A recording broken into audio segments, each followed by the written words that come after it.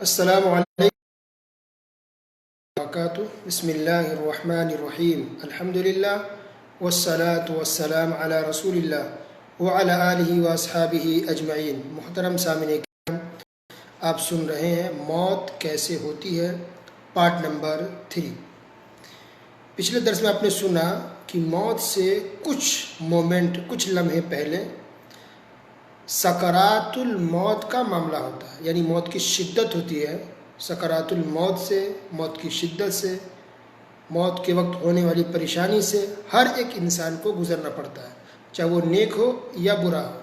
اگر برا ہے تو اس کے لیے عذاب ہے، اگر وہ انسان نیک ہے تو اس کے لیے گناہوں کا کفارہ ہوتا ہے۔ اگر انبیاء رسول صحابہ ہیں تو گویا کہ ان کے درجات کی بلندی کے لیے یہ شدت ہوتی ہے موت کے وقت، لیکن ہر کسی کو ہوتی ہے۔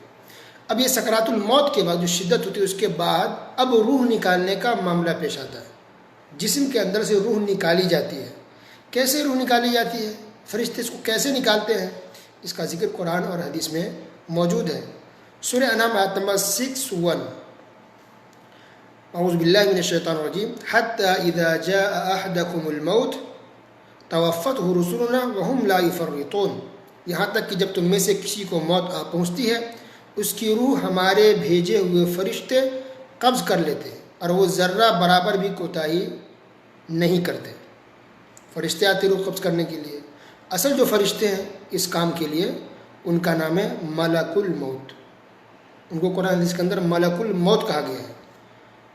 اسرائیل، لفظ اسرائیل جو لوگوں میں مشہور ہے، یہ قرآن اور حدیث سے ثابت نہیں ہے۔ یہ اسرائیلی روایت میں یہ لفظ اسرائیل ہے، ورنہ قرآن حدیث کے اندر لفظ ملک الموت استعمال کیا گیا ہے، لفظ اسرائیل نہیں۔ تو ملک الموت یہ فرشتے روح قبض کرنے کے لیے مامور ہے، یہ ذمہ داری اللہ نے ان پر ڈالی ہے۔ لیکن ملک الموت فرشتے کے ساتھ اللہ تعالیٰ نے اور بھی بہت سارے فرشتے کو دیا ہے، ان کی ہیلپ کے لیے، مدد کے لیے، تعاون کے لیے۔ ان کے ساتھ اور بھی بہت سارے فرشتے ہوتے ہیں، جیسا کہ قرآن کی آیت سے بھی ثابت ہے۔ رسولنا، اور بھی قرآن اور حدیث سے، قرآن کی ایک اور آیت ہے، اس سے بھی لگتا ہے کہ کوئی ایک فرشتے نہیں، کئی فرشتے آتے ہیں روح قبض کرنے کے لیے، لیکن جو اصل ہے وہ ملک الموت ہے، لیکن ان کے ساتھ اور بھی بہت سارے فرشتے ہوتے ہیں۔ سورہ انعام آیت نمبر 93، اس میں اللہ تعالیٰ نے تھوڑی کیفیت کا ذکر کیا۔ وَالْمَلَائِكَةُ بَاسِطُو أَيْدِيهِمْ، فرشتے اپنے ہاتھ بڑھا رہے ہوں گے۔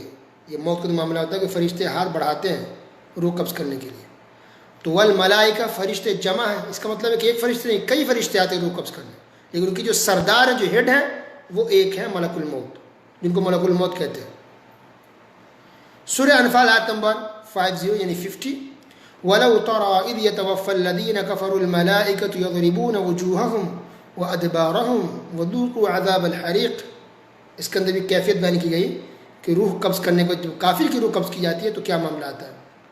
ترجمہ یہ ہے، کاش کہ تو دیکھتا کہ جب کہ فرشتے کافروں کی روح قبض کرتے ہیں تو ان کے منہ پر اور پشتوں پر یعنی ہپ پر مارتے ہیں اور کہتے ہیں تم جلنے کا عذاب چکھو۔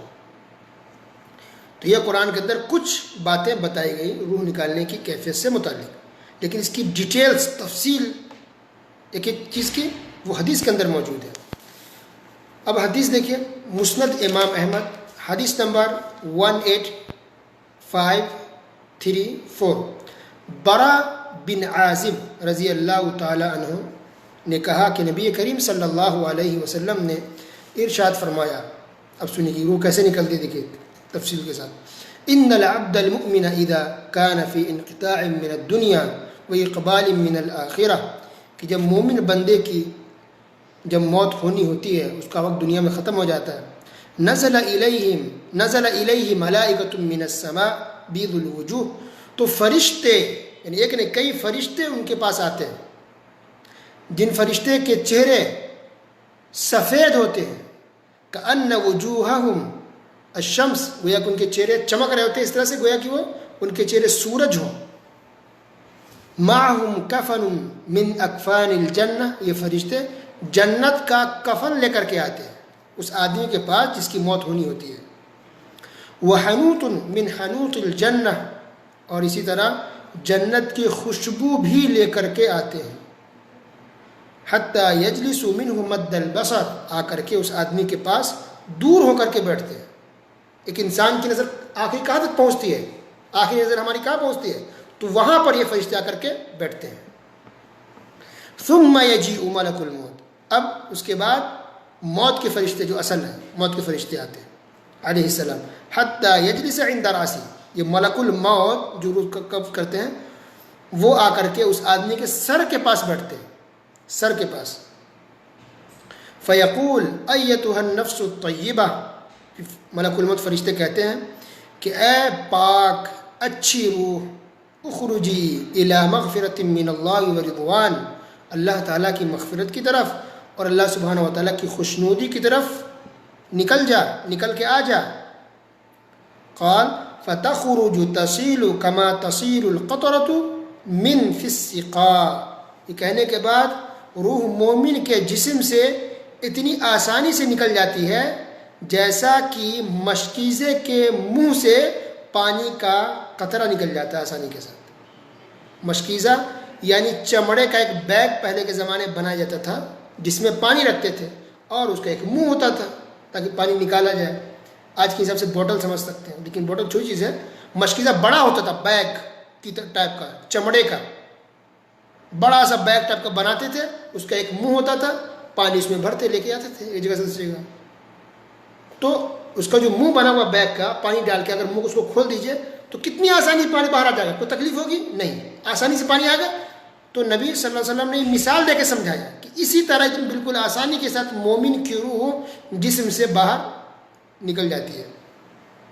اچھا، روح جیسے ہی نکلتی ہے فَإِذَا أَخَذَهَا لَمْ يَدَعُوهَا فِي يَدِهِ طَرْفَةَ عَيْنٍ حَتَّى يَأْخُذُوهَا، تو جیسے روح نکلتی ہے جو دوسرے فرشتے وہاں ہوتے بہت سارے، وہ اس کو لے لیتے ہیں، ہاتھوں ہاتھ لے لیتے ہیں۔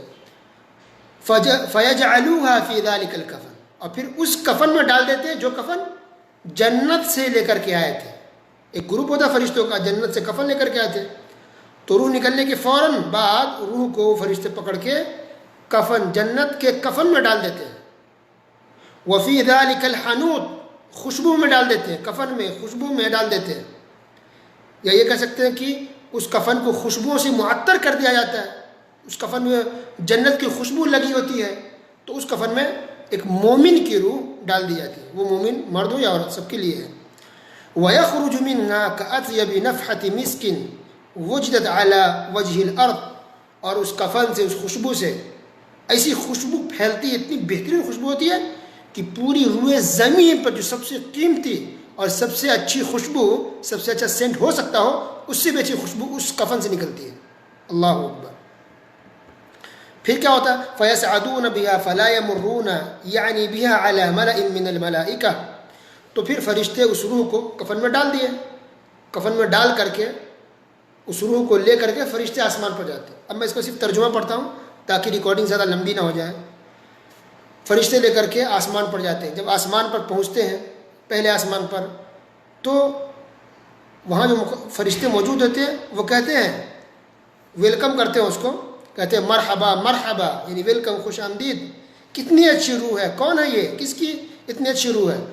تو فرشتے جواب دیتے ہیں اس کا نام لے کر کے جس نام سے دنیا میں اس کو پکارا جاتا تھا کہ یہ فلاں شخص فلاں ابن فلاں ہے، تو ان کو ویلکم کرتے ہیں، اور پھر یہ فرشتے دوسرے آسمان پہ جاتے ہیں، پھر تیسرے پر، یہاں تک کہ 7ویں آسمان پر پہنچ جاتے ہیں، الی السماء السابعہ، 7ویں آسمان پر پہنچ جاتے ہیں روح کو لے کر کے۔ تب اللہ سبحانہ و تعالیٰ کہتا ہے کہ اس کو، اس میرے بندے کو، نیک بندے کو علیین میں داخل کر دو۔ علیین، عین لام ڈبل یا نون، علیین میں اس کو داخل کر دو۔ تو علیین، علماء نے مفسر لکھا کہ علیین 7ویں آسمان کے اوپر ہے اور اللہ سبحانہ وتعالیٰ کے عرش کے نیچے ہے ایک جگہ، اسی کو علیین کہا گیا ہے، اور مومن کی روح اسی علیین میں رہتی ہے۔ اور قبر کے عذاب کے ٹاپک پر آپ نے سنا تھا کہ مومن کی روح اور شہیدوں کی روح اوپر ہوتی ہے، جنت میں کھاتے پیتی ہے روحیں، اور پھر آخر میں اللہ تعالیٰ کے عرش کے نیچے آ کے رہتی ہے۔ دیکھیے یہاں بھی علیین، اللہ تعالیٰ کے عرش کے نیچے علیین ہے۔ تو اللہ تعالیٰ حکم دیتا ہے کہ اس کو علیین میں داخل کرنا ہے، پھر اللہ حکم دیتا ہے کہ اس کو لے کے جاؤ، وَعِيدُوهُ إِلَى الْأَرْضِ، واپس زمین میں اس کو لے جاؤ، فإنی منہا خلقتم وفیہا اعیدہم، اس لیے کہ میں نے زمین سے اس انسان کو پیدا کیا ہے اور اسی زمین میں ہم دوبارہ لوٹائیں گے اور پھر آخر میں اس زمین سے سب کو ہم زندہ کر کے اٹھائیں گے۔ لہذا چنانچہ یہ فرشتے واپس زمین پر لے کر کے آتے ہیں ان کی روح کو، اور ان کی روح ان کے جسم میں لوٹائی جاتی ہے، اور پھر وہی دو فرشتے قبر میں آتے ہیں، ان سے سوال کرتے ہیں۔ کیا سوال ہوتا ہے، کیا جواب دیتے ہیں، کیا معاملہ ہوتا ہے، یہ باتیں تفصیل سے قبر کے عذاب اور اس کی نعمتیں، اس ٹاپک پر آپ کو تفصیلی باتیں بتائی گئی تھی، وہ باتیں ہو جاتی۔ اس کے بعد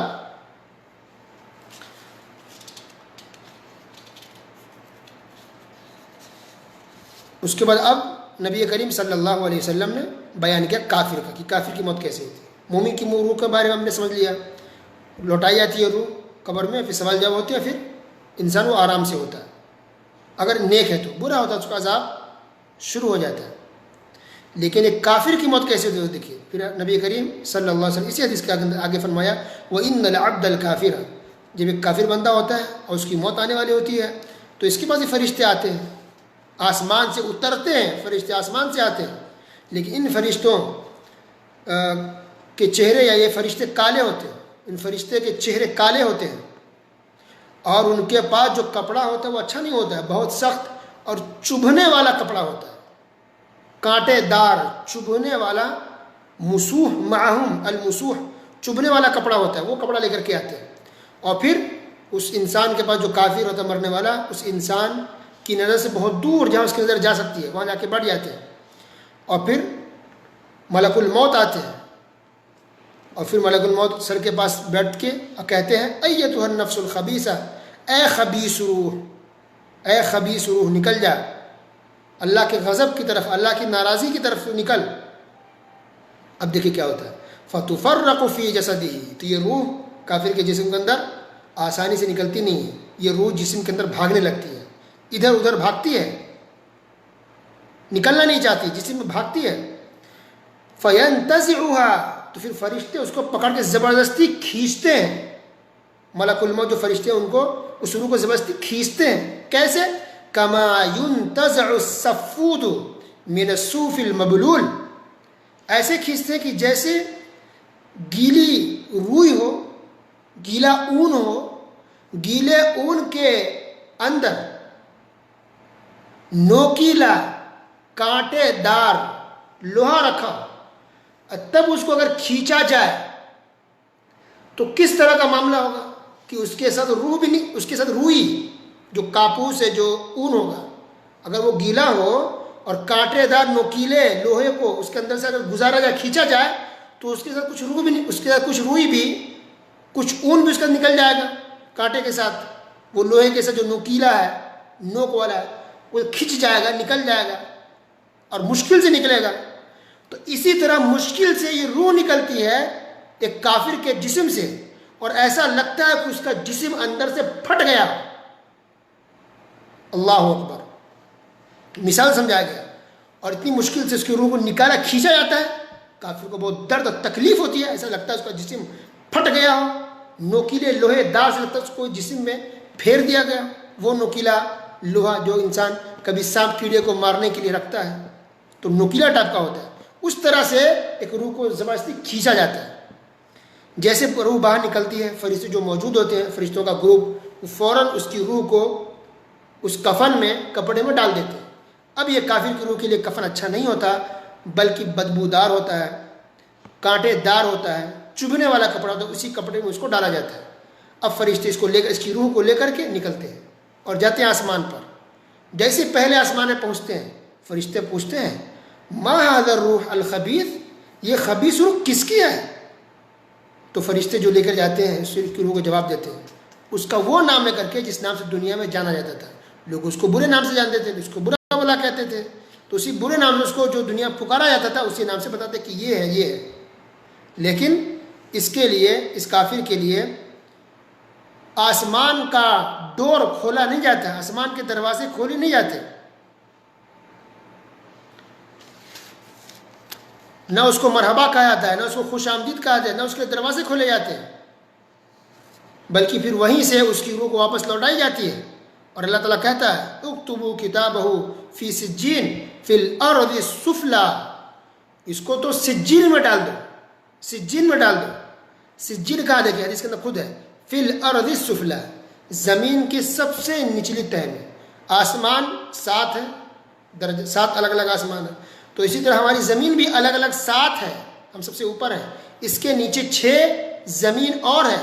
تو سب سے جو نچلی زمین ہے اس کے نیچے سجین جگہ ہے جہاں پر کافروں کی روح رکھی جاتی ہے. سجین، سین جیم یا نون.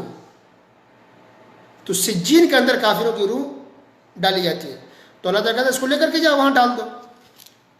پھر اس کی روح پہلے آسمان سے لوٹ آتی ہے، دروازہ کھولا نہیں جاتا. اب وہیں سے روح واپس آتی ہے نیچے زمین پر قبر کے پاس، یا جلا دیا گیا ہو کسی کافر کو تو وہاں پر. اور پھر وہی فرشتے آ کے سوال جواب کرتے ہیں، جواب نہیں دے پاتا کافر. اس کے بعد جو اس کا حشر ہوتا ہے، جو انجام ہوتا ہے، یہ باتیں تفصیل سے آپ کو قبر کا عذاب اور اس کی نعمتیں اس ٹاپک میں آپ کو باتیں بتائی گئی تھی، وہاں آپ سن سکتے ہیں. تو یہ معاملہ ہو گیا. تو یہ کیفیت ہو گئی روح نکالنے کی. حدیث کا نمبر بتا دیا گیا، یہ حدیث صحیح ہے. سنن ابن ماجہ کے اندر بھی اس تعلق سے حدیث ہے، حدیث نمبر 4262. لیکن اس حدیث کو بیان کرنے والے ابو ہریرہ رضی اللہ تعالیٰ عنہ ہیں. اس کے اندر بھی بات بتائی گئی ہے، لیکن اس میں ایک الگ یہ ہے کہ ایک مومن کی بات بتائی گئی. اس کے بعد حدیث میں یہ کہ وَإِذَا كَانَ الرَّجُلُ السُّوءُ، جب انسان برا آدمی ہوتا ہے تو اس کی روح بڑی مشکل سے نکالی جاتی ہے، تکلیف سے نکالی جاتی ہے. تو رجل سو برا آدمی، تو اللہ عالم ہو سکتا ہے کہ اس میں ایک مومن بھی ہو، ایک مسلمان بھی ہو، لیکن گنہگار. وہ مسلمان جو مسلمان تو ہے لیکن نام کا ہے، اس کے طریقے، اس کا کام، اس کا رسم و رواج، شادی بیاہ کے ہوں، رہنا سہنا ہو، سب کچھ کیسا ہے؟ کافروں جیسا ہے، مشرکوں کے طریقے پر چلنے والا مسلمان ہے. نہ حلال کی تمیز نہ حرام کی تمیز، جو چاہتا کرتا ہے، منمانی زندگی گزارا، نام کا مسلمان ہے.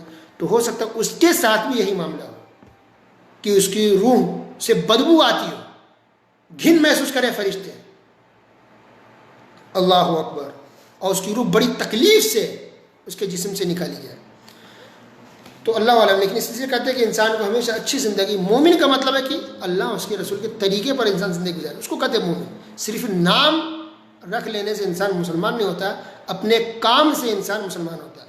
اور کام سے مسلمان وہ ہے جو اپنی خواہشات، اپنی مرضی، سب کچھ اسلام کے حوالے کر دے، اسلام کے حساب سے چلے. ہر موڑ پر، چاہے شادی کا معاملہ ہو، زندگی گزارنے کا معاملہ ہو، حلال حرام کا معاملہ ہو، ہر جگہ انسان اسلام کو فالو کرے تو اس کو کہتے ہیں مومن، اس کو کہتے ہیں مسلمان. صرف گوشت کھانے سے انسان مسلمان نہیں ہوتا. سورہ فجر کے اندر بھی اللہ نے اس کا بیان کیا، یا ایتھا النفس المطمئنہ ارجعی الی ربک راضیۃ مرضیہ فادخلی فی عبادی وادخلی جنتی. کہ اے اطمینان والی روح، تو اپنے رب کی طرف لوٹ چل، اس طرح کہ تو اس سے راضی اور وہ تجھ سے خوش، بس میرے خاص بندوں میں داخل ہو جا اور میری جنت میں چلی جا. یہاں بھی اچھی روح کہا گیا ہے. تو اس سے کیا مراد ہے؟ مفسرین نے کہا اس سے مراد ہو سکتا ہے کہ قیامت کے دن ایسا کہا جائے گا، یا ہو سکتا ہے کہ موت کے وقت کہا جائے یہ بات. یہ دونوں کا اس کے اندر احتمال ہے، ہو سکتا ہے دونوں جگہ یہ معاملہ ہو. تو گویا کہ روح اچھی بھی ہوتی ہے، طیب روح، اور روح خبیث اور بری بھی ہوتی ہے.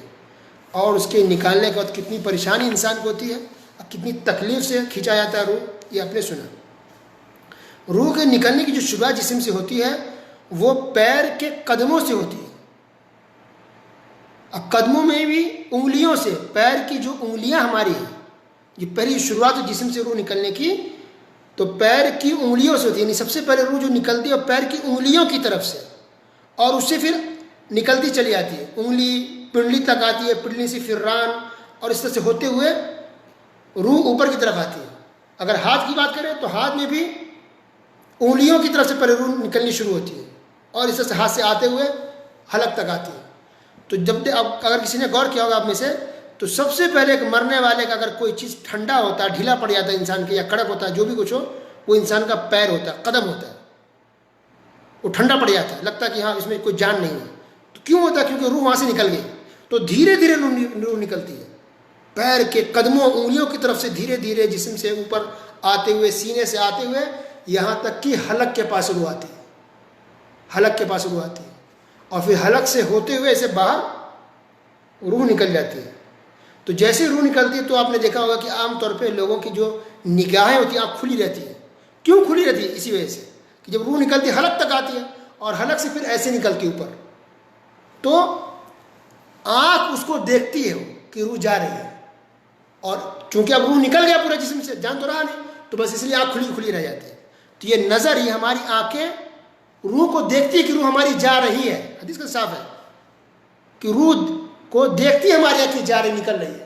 تو انسان دیکھ تو رہا ہے لیکن اب روح نکل کے ختم، جان تو نہیں ہے کہ انسان آنکھ کو بند کر پائے، تو اس لیے انسان کی آنکھ کھلی رہ جاتی ہے، کیونکہ ہماری آنکھ روح کو دیکھتی ہے جاتے ہیں، بس دیکھ ہی پاتی ہے، اس کے بعد اس کے اندر انسان کے اندر کوئی جان نہیں بچتا، کوئی طاقت نہیں بچتی، اس لیے کچھ کر نہیں پاتا۔ تو اس طرح سے ہماری روح نکلتی ہے، پھر فرشتے اس کو لے کر کے کپڑے میں ڈال کے اور پھر اوپر آسمان پر اللہ کے پاس لے جاتے ہیں، اور پوری تفصیل آپ کے سامنے رکھ دی گئی۔ آج کے درس میں بس اتنا ہی۔ اللہ سبحانہ وتعالیٰ تمام مسلمانوں کی موت کو اچھی طرح سے، ہماری روح نکلے، آسانی کے ساتھ نکلے، ہماری موت اچھی ہو، ہمارا خاتمہ اچھے طریقے سے ہو، ہماری روح کے ساتھ وہ معاملہ ہو جس میں جو معاملہ ایک مومن بندے کے ساتھ ہوتا ہے کہ خوشبو، جنت کی خوشبو والے کفن، جنت کے کفن میں، خوشبو والے کفن میں ہماری روح کو ڈالا جائے، ان لوگوں میں سے اللہ ہمارا شمار کر ہماری موت اچھی ہو، اور عذاب سے، تکلیف سے، پریشانی سے اور بری موت سے اللہ ہم سب کو محفوظ رکھا۔ آمین۔ وصلی اللہ علی نبینا محمد وعلی آلہ وصحبہ اجمعین، والسلام علیکم ورحمۃ اللہ